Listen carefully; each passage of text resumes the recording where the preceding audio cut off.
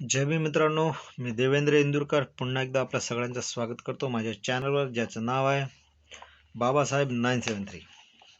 तर पुढे पहा काय लिहिलं आहे भगवान बुद्धांनी त्याच्या धम्मामध्ये. आपलं वाचन सुरू आहे द्वितीय खंडामधील भाग दुसरा, त्याच्यातील 6वा प्रकरण. या प्रकरणात 2 व्हिडिओ मागचे बनलेले आहेत, ठीक आहे. त्याची लिंक डिस्क्रिप्शनमध्ये तुम्हाला भेटून जातील. तर पुढं काय लिहिलं आहे भगवान बुद्धांनी, काय म्हटलं त्यांनी, माझा धम्म निराशावादी आहे असे तुम्ही म्हणण्याचा संभव आहे. पहा, लोक आता म्हणतात, पण गौतम बुद्धांना तेव्हा समजलं की माझा हा धम्म आहे, हा धम्म माझा मार्ग तुम्ही निराशावादी आहे असं तुम्ही समजू शकता, परंतु दुःखाचे निराकरण करण्यावरही तो तेवढाच जोर देतो, हे विसरू नका. दुःख हे मान्य करतो, पण दुःख कशा पद्धतीने आपण आपल्या जीवनातून काढून फेकू शकतो याचे सुद्धा उपाय बुद्ध सांगतात.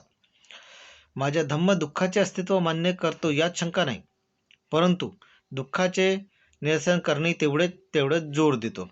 माझ्या धम्मामध्ये 2 गोष्टी आहेत, मानवी जीवनाचा उद्देशही आहे आणि त्यात आशेचा संदेश देखील आहे. आशा सुद्धा आहे आणि जीवनाचा उद्देश सुद्धा, असं आपल्या या धम्मामध्ये आहे. माझ्या धम्माचा हेतू अविद्या नष्ट करणे हा आहे. अविद्या नष्ट करणे हा आहे धम्माचा हेतू, ज्याचा अर्थ असा की दुःखाचे अस्तित्व आहे हे न समजणे या अज्ञानाचा नाश होय, हे लक्षात घ्या.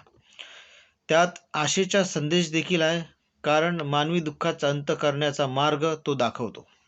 अशा पद्धतीनं भगवान बुद्धांनी सांगितलं की तुम्हाला वाटू शकते की मी नेहमी दुःखाबद्दलच बोलतो, तर तुम्हाला वाटेल की निराशावादी आहे, पण गौतम बुद्धाचा हा धम्म निराशावादी नाही आहे. जर दुःख आहे असं सांगतो, पण दुःखाला आपल्या जीवनातून कशा पद्धतीनं काढता येईल याचा मार्ग सुद्धा दाखवतो. म्हणून भगवान बुद्धाचा धम्म हा निराशावादी नाही आहे, ठीक आहे. तर असं लिहिलं आहे त्या चॅप्टरमध्ये. तर बघत राहा माझे चॅनल. जय भीम.